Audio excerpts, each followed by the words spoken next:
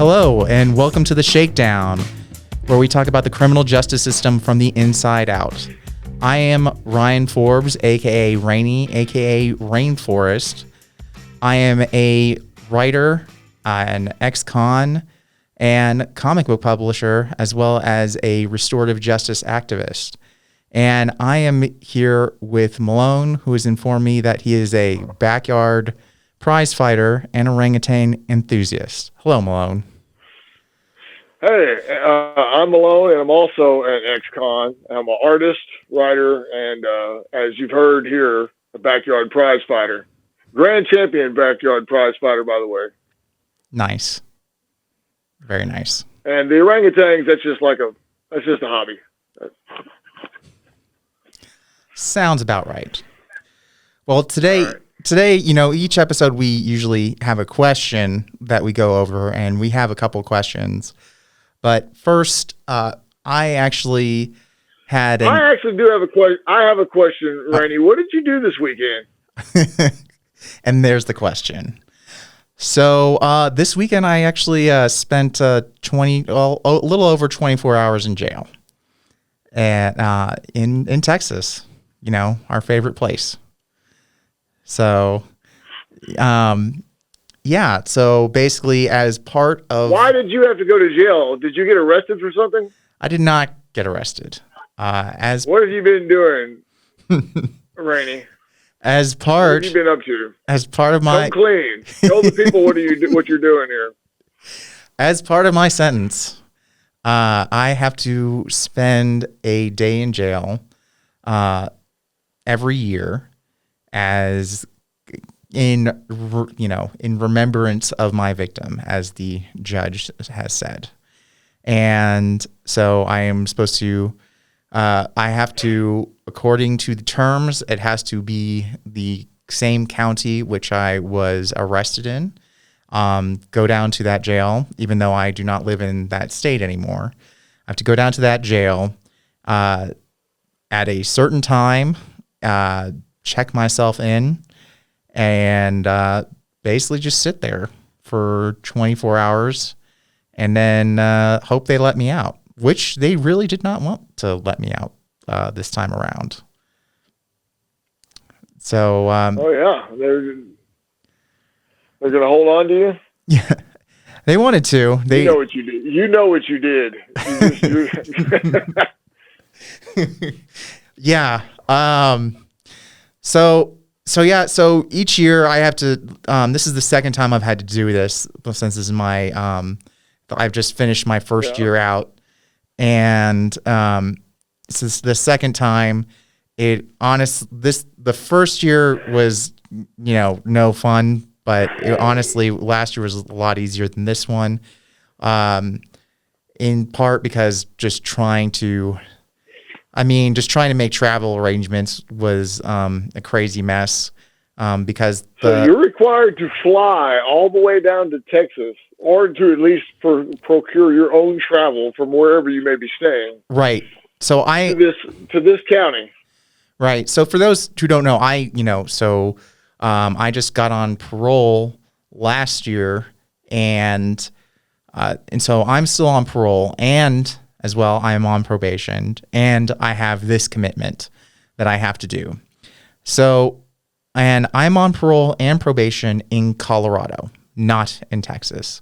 So for me to go to Texas, I have to get permission from Colorado and from Colorado, from my parole officer and my probation officer, to come to Texas and come and do this. So I have to get the permission to come out to Texas and to go do that. And then so I have to do there, and there's not a whole lot of coordination between it. No one really cares if I fly or drive or whatever. I just need to get down there. Flying is the easiest because it's not, right now I don't have a driver's license, so I don't drive anywhere. And finding someone to drive me from Colorado to Plano or to McKinney, Texas, I can only imagine how much that Uber is going to cost me, or I can only imagine how many days that bus ride is going to take. Though I could get a lot of work done on that bus, I imagine. So I don't think so. That sounds pretty uncomfortable to me. that's true. Yeah. But yeah. And speaking of uncomfortable, so I get to, for those of you who don't know how jail works, when you go to jail, you basically have to go through booking, and then once you go through booking, then they send you up to a cell. So it's not like you immediately go to you're immediately issued a jumpsuit, and then you get up to a cell and you're in the jail. No, you get into the jail, and then there's a booking area, and you're usually in Collin County, everyone's still wearing their clothes that they normally wear, or whatever they were wearing when they got arrested, or whatever clothes, whatever scrubs the hospital let them have after they had to be cut out of whatever clothes, they were in when they got arrested or whatever. And you basically you sit in this holding area, and there's a sorry, hold on, Malone. So in booking, you don't just get issued your clothes and your jumpsuit. You have to sit down there in the holding area and wait until you can get up to the cells. What is this holding area? Is this holding area thing like a common area? Are there many inmates being held there in that area, or is it like a single cell area, or what? So in this holding area, each jail is going to be different. In Collin County, this holding area is actually basically 60 chairs that are divided into two groups of 30. One set of 30 is facing one wall, another set of 30 is facing another wall, and one set of 30 is for females and the other set of 30 is for males. And we are facing away from each other. And basically, that's taking up half the room. The other half of the room is a desk where there's a bunch of officers running around. They're just running around from spot to spot, and they're shuffling around paperwork and everything. And if they look over and they see one of the guys checking out one of the females across the room, then they'll start yelling and start saying how you're holding up their paperwork, and that if you want to get booked and get up to the cells, which I will explain why you want to get up to the cells, then you need to act right, you need to be well behaved, and you need to not bother the officers, which they will repeat several times. So, basically, the reason you want to get up to the cells, the reason you want to get up there is because that's all there is. There's chairs, and that's it. And you can't. There's no toilet? There's a bathroom, okay? There is a bathroom in there, and there's a water fountain, okay? And that you can have access to. You have fresh, I'm sure COVID-free access to. I say that totally sarcastically. There is one. So I have a year. It's called a yearly commitment, is what this is called. A lot of people. Yearly commitment. Yes, a lot of people who do this, they are called weekenders because they have weekend commitments. They have to come in for 72 hours on the weekend to do their jail time. So they are supposed to work during the week and then come into jail on the weekends. And I just so happened to be coming in on a Friday night when the weekenders start their weekend trip, at the jail. So I kind of got lumped in with them. Yeah. So basically you come in and since if you're, for us, we don't have enough time to go anywhere. So they're not going to book us into the cells because it's going to take too long. It usually takes about 24 hours before you get booked into a cell anyway. For most people, I'm watching people in this process, and it takes between 12 and 24 hours to get moved from the holding area to the cells. And the reason you want to get up into the cells, people sit in those chairs for 24 hours straight. People sit in those chairs for 72 hours straight. The weekenders don't go upstairs. And even so y'all sit in the holding area for the whole entire time you're there? Yeah, we sit in the holding area for the entire time. Yeah, that's why you want to go up to the cells, is so you can have a bed. But weekenders and commitments like me, we don't go upstairs. We don't go to the cells. We just sit in the chairs the entire time.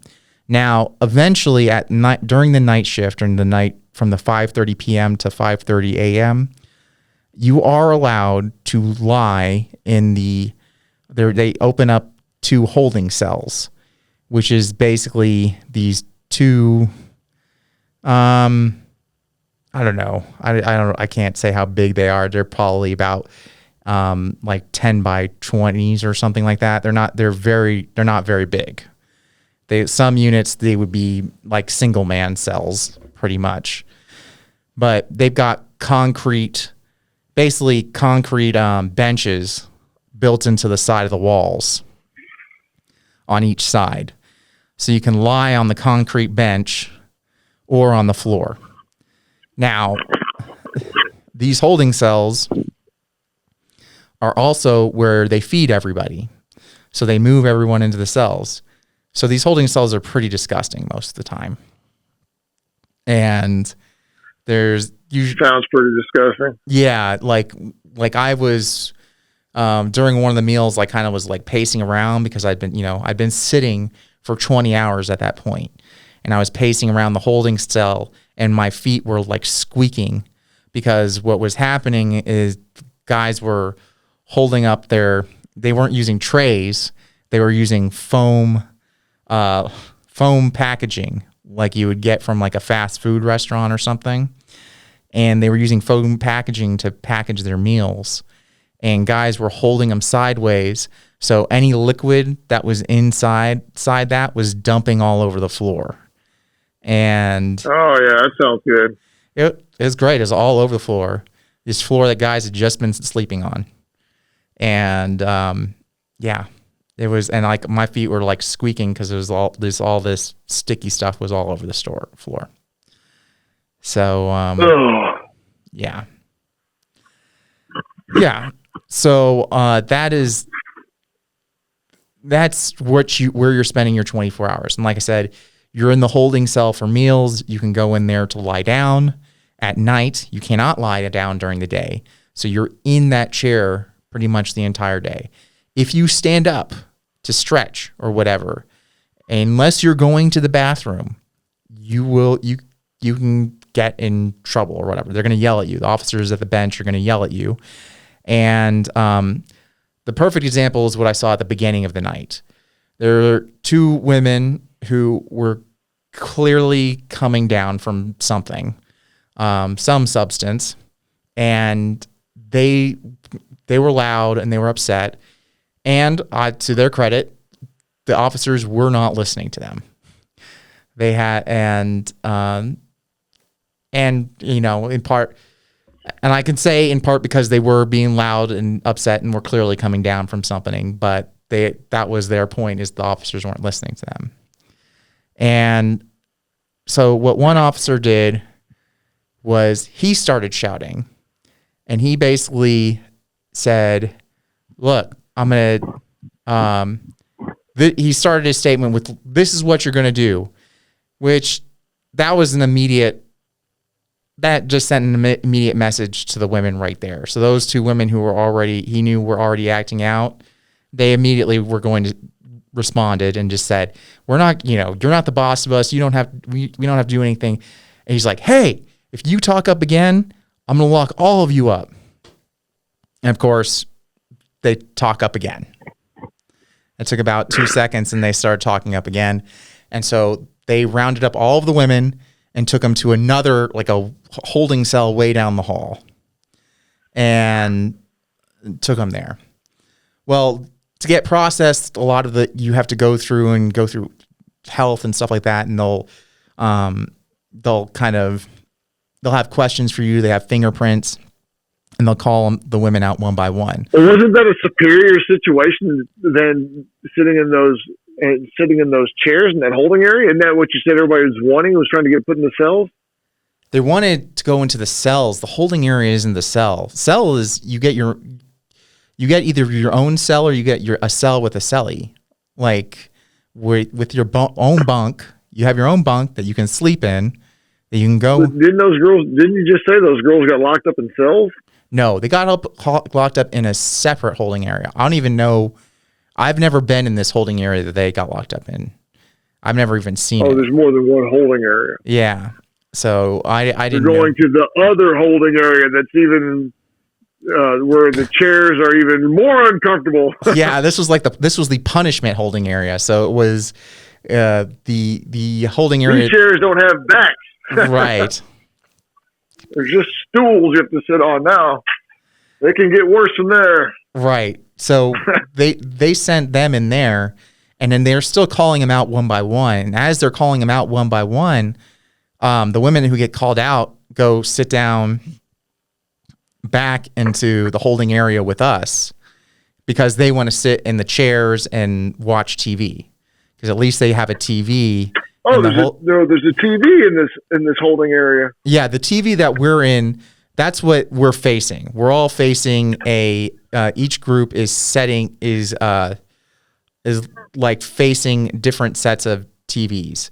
So there's a small TV where we can actually watch TV, and then there's a big TV that has prison rules on it, which is actually pretty. That one I'll get into in a little bit. But yeah, that sounds kind of 1984 there. Yeah.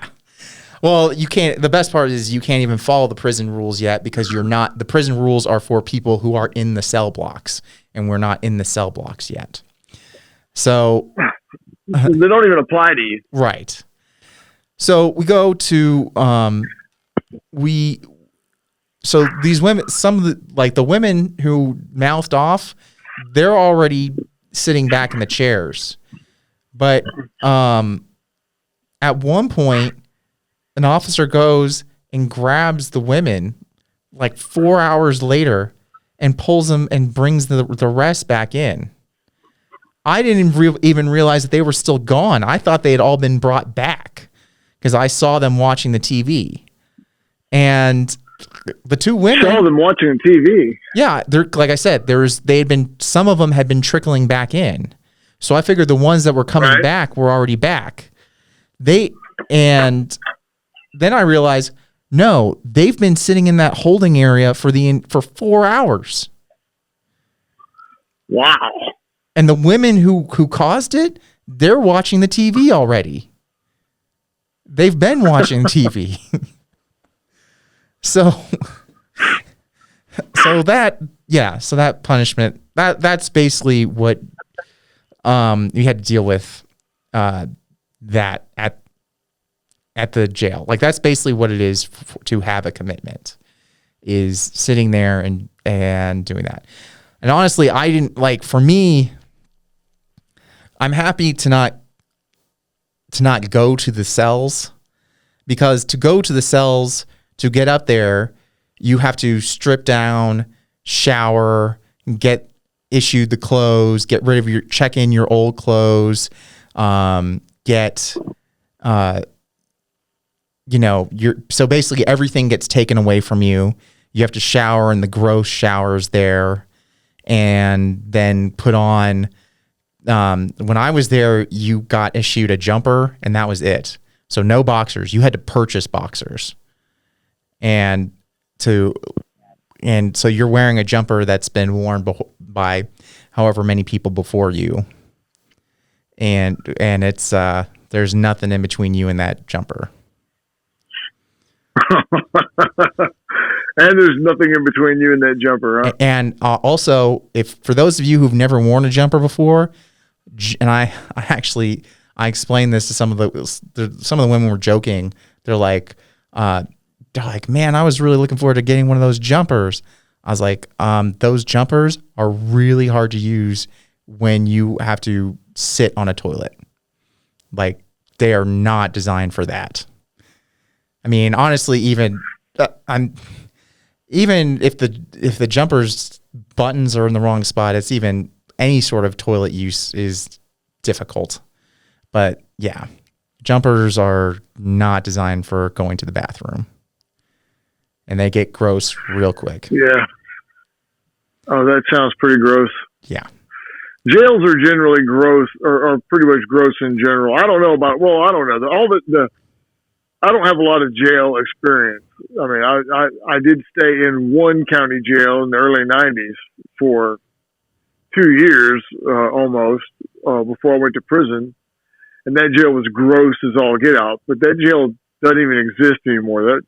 That jail was on its way out whenever I was in there. They were already building a new jail, but I mean, I'm sure that in some wealthy counties in this country, they have very nice jails that are clean and so forth. But in Texas, for the most part, jails are pretty horrible. They're filled with inmates that aren't going to be there for very long. And that situation lends itself to no one caring about the situation, like about the conditions of the jail, because inmate labor, of course, is how jails get cleaned and how the clothes get cleaned and how the food gets cooked. And in prison, you have people that are making their lives in prison, and so there's a tendency to, at least some extent, the prison janitors and the prison laundry and the prison cooks put some degree of effort and care into the job that they have, because I mean, it improves the overall conditions of where they're living. No one wants to live for, in that situation like you're describing, where there's food on the floor and all that for any extended period of time. But if you have the attitude, well, I'm going to be out of here in just a few hours anyways, well, then no one will care, and so that just compounds the nastiness of places like that. Right. Yeah, that's in a prison, you're taking care of where you live. In a jail, you're really trying to get something out of it. Like you're trying, the people who work there, they're trying to like get extra portions, get extra food for themselves. They're not really trying to better the food overall for everybody involved. In part because it's not going to happen. They're for whatever reason, they've got a certain budget or whatever. They're not trying to cook good big meals. They're just trying to put out whatever they can. The other thing is that the workers there they're usually working either because they're just trying to take care of the time that they have, or because it earns them some favor, like it looks good for when they go up in front of the judge next time, saying, "Hey, I worked the whole time and I did this." Oh, so they're not working. The inmates that are working in there aren't like trustee status guys or somebody that's already had that has got a jail sentence, like a misdemeanor jail sentence. They might. Some of them. A lot of them might be. They might be ones that have trustee sentence. You might be right. They might already have, but even the ones that already have sentences, like when I was coming up for my case, there was a guy who had a sentence, and basically he could have gotten a month off of his basically it was up to the judge when his sentence ended. So he was going up in front of the judge. He's saying, "Hey, look, I've been to church, and I've been going to church all the time, and I really think I can make parole." And he's like, the judge came right back to him and said, "You haven't been doing anything. You haven't worked. You may have gone to church. I don't know. I can't tell if you have or not." And that was something we talked about before, is like no one's really recording any of that. It's like you haven't shown me that you're actually doing anything. So because he couldn't prove that he went to church, he didn't care about that. It was right. All he cared about was whether he was working or not. Right. It was whether he was actually doing it, like something he could see. So if he did, he could get 30 days off of his jail sentence. and that's why he was going up in front of the judge. Because he had a short one anyway. So right. it's not. Yeah. For us, for prison sentence, 30 days is not a huge amount off of our sentence, but for jail sentence, can be a huge chunk of time off of a sentence. Oh yeah. Oh yeah. So yes.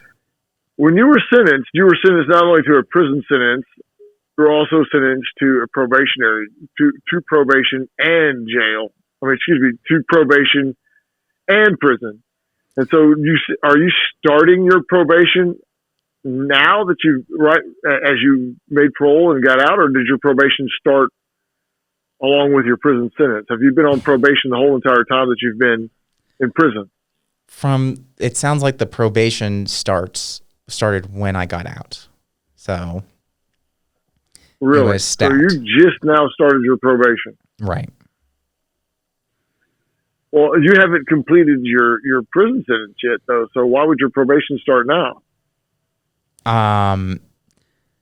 As parole is still right. It's under a condition upon my release. That was a thing that I was looking at. That's why this thing is they're listed as conditions upon my release. Is how they're listed. Okay. It's weird. All right. Yeah. So your 10-year probationary period just started 2 years ago, right? A year ago. Yeah, about a year and a half ago. Just over a year, because it was March when I got out last year. Okay. All right. March of last year is when you got out? March 1st. Are you sure? Positive. How you think I would forget that? March of 2021? March 2021. Wow, that does not seem right. Why does that not seem right? How did you? I don't know. I just felt like you got out of prison. I felt like you got out of prison like 6 months before I did, or something. But apparently, we got out in very close proximity to one another, because I got out on April 21st. Yeah, that sounds about right. 2021. I think, and that's the funny part. You made parole I think 6 months later, but you got out. My parole got delayed so many times that we got out about the same time. Yeah. Oh, that is interesting. All right. So now you have 9 more years of probation to do, which is 9 more trips to jail. So is this part of your probation, or is this just something tacked onto your sentence? This is supposed to be part of my probation. It's supposed to be part of that probation. And it's listed as a condition upon release. But I'm honestly, and if anyone listening is a lawyer in Texas and can help me out, I'm trying to figure it out, because it's really weird. No one really understands it. And I'm trying to get clarification on it. One of the big reasons is because of what happened to me at the end of the trip. The big part of it was that at the end of the trip, they tried to keep me longer. And this is scary for a bunch of reasons. Not only does it suck to stay in any longer than you have to, but the other part is that like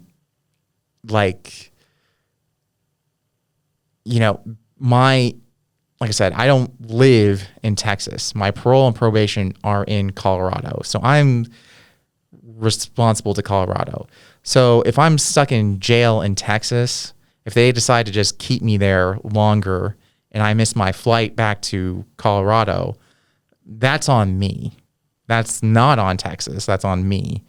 But them messing around with if an officer decides to, or if the officers decide they don't want to let me go, then it's really hard to figure that out.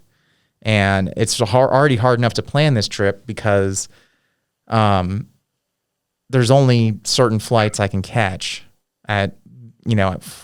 when trying to get this day in, and also trying to figure out. You have to catch a flight first and foremost, which is expensive and onerous, of course. You have to if you are working, you have to take a day off of work or take time off of work to make this happen.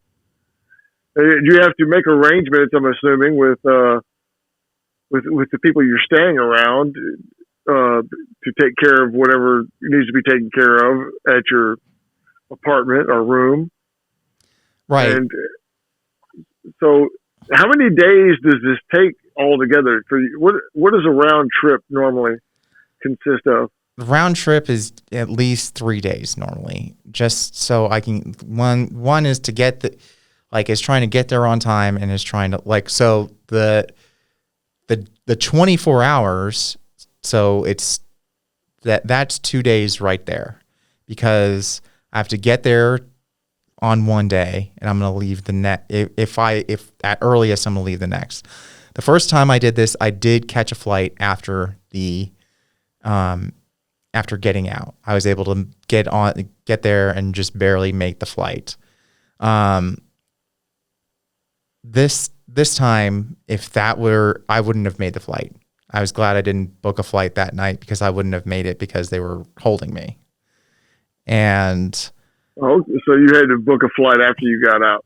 Well, the good news is I booked a flight the next morning, mainly because I was worried of exactly something like this happening. That it was just turning into a pretty expensive trip. Right. I had to book 2 hotels. You have to make arrangements. Oh, you had to stay in. So I was going to ask that.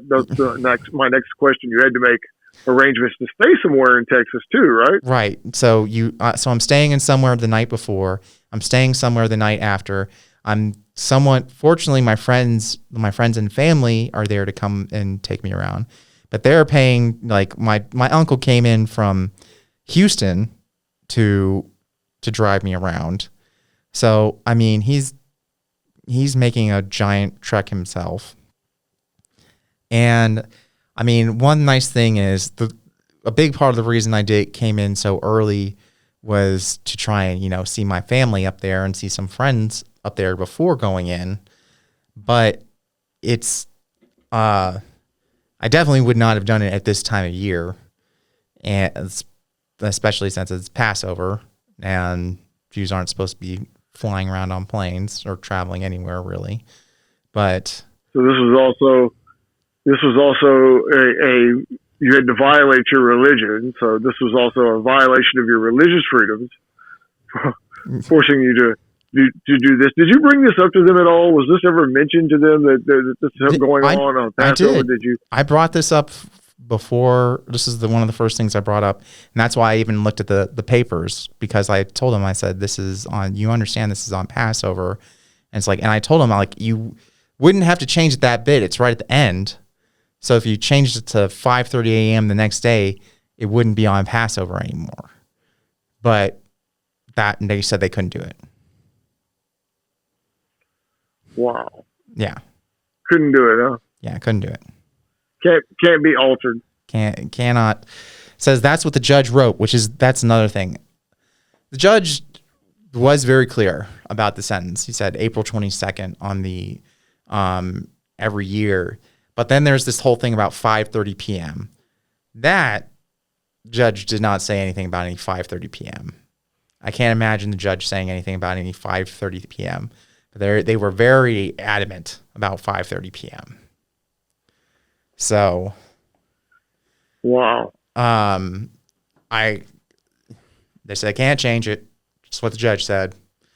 So all of this goes in there, goes in with that. So if anyone knows any lawyers that could maybe tell me how this works or what's going on with that, or how I can,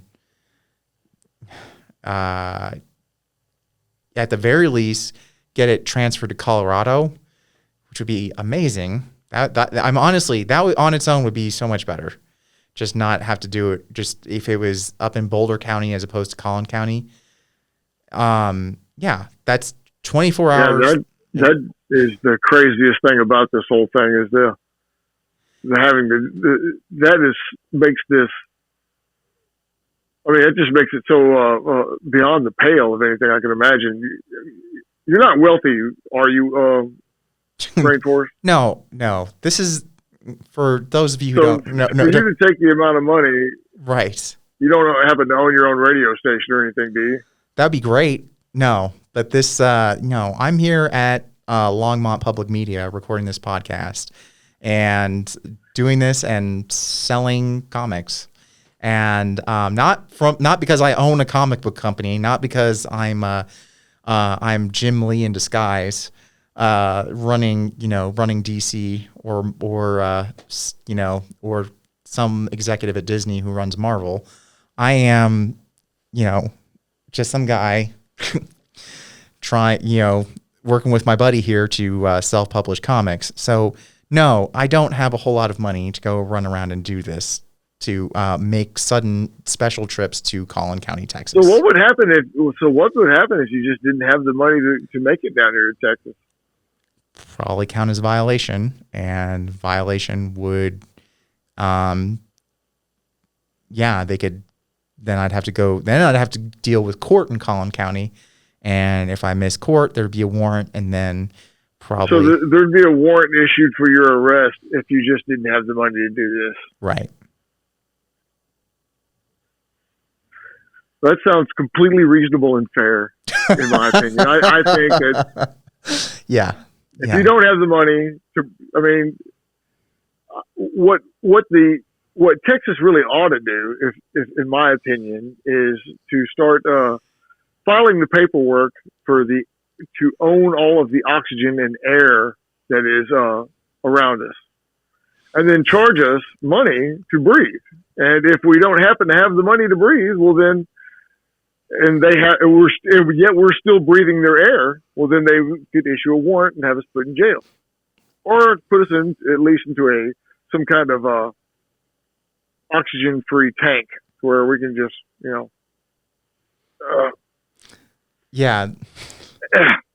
pass away from lack of having the money to. There's indigent oxygen. Your freedom your freedom being dependent upon the amount of money you have. There's something about that that is extremely unsettling. But don't worry, Governor Abbott has said many times that there is no debtors' prisons in Texas. I'm sure he has somewhere. I'm sure he said that at some point in time, that there's no debtors' prisons. Governor Abbott, the lovely person who said, we're not going to release anyone from prison during COVID. My best buddy. Yeah.